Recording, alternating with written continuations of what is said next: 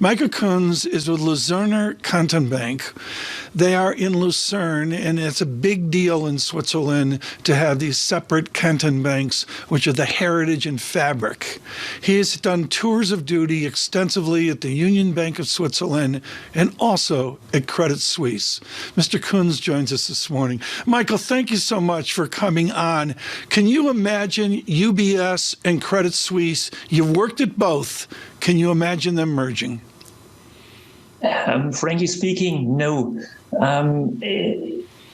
The competition authorities would have a problem, and the complexity of the merger is just too large to be surmounted. That's a very complex task with overlapping wealth management in all sectors, in all regions.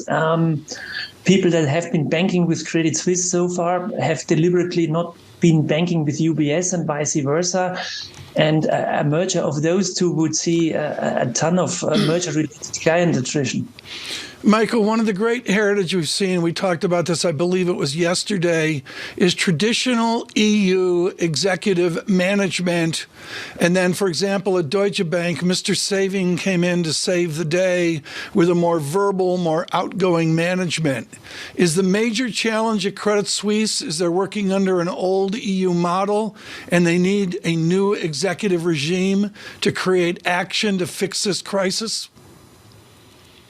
That's probably one factor of the whole bundle of problems. I mean, they have had quite a few management changes the last couple of years, but ultimately each new leader has just reshuffled some org charts in the PowerPoint presentation, and the strategic setup of the bank has not really been altered sufficiently.